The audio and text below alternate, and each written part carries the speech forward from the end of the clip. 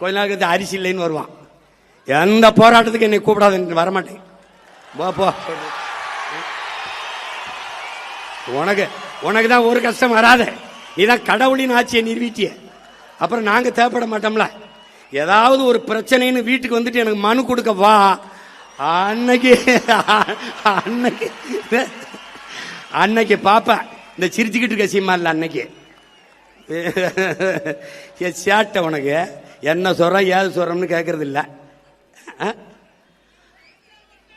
படிச்ச இளைஞர்களுக்கு 4000, இடைநிறுத்தத்துக்கு 15,000, கல்வி கடன் 20 லட்சம். எங்கிருந்து ராஜா, எங்கிருந்து பாருங்க, எப்படி பாருங்க. அவர் என்ன பண்ணுவாரு பாவம், கடன் ஆகி போச்சு.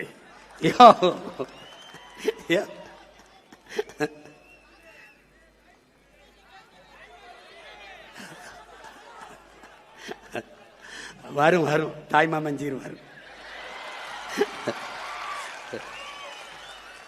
நீ பொண்ணு பார்த்துட்டு காத்திரு, தாலிக்கு தங்க வரும். தாய்மாமன் சீர் வரும். இது ஒரு கேவலம்டா, இது ஒரு கேவலம். ஆனா நான் நிறைய பாடம் நடத்தினேன். எனக்கு என் மக்கள் நடத்தின பாடம் இருக்குல்ல, படிக்க முடியல, திணறிட்டேன். ஜனநாயகம் அதான் சொல்றான. ஹிட்லரு எத்தனை ஆண்டுக்கு முன்னாடி சொல்றான் பாருங்க, மக்கள் ஒருபோதும் அறிவு தலைமையை தேட மாட்டார்கள், கவர்ச்சியை நோக்கித்தான் ஓடுவார்கள். கவர்ச்சியால் உருவாக்கப்பட்ட சமூகம் ஒருபோதும் அறிவு சமூகத்தை படைக்காது. ஏன் போட்டேன், என் பேத்தி சொல்லிச்சு போட்டேன். உன் பேத்தி ஒரு குவார்டர் கேக்குது, வாங்கி கொடுப்பியா? ஏனது பேத்தி சொல்லிச்சு போட்டேன், பேரன் சொன்னா போட்டேன்.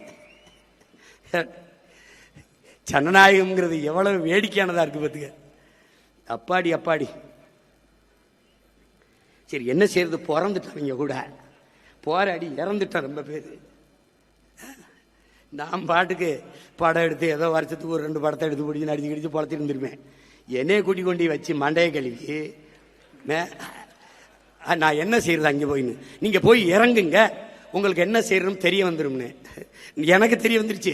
இங்க பல பேருக்கு ஒன்றும் தெரிய வரவே இல்லையே, அதான பிரச்சனை.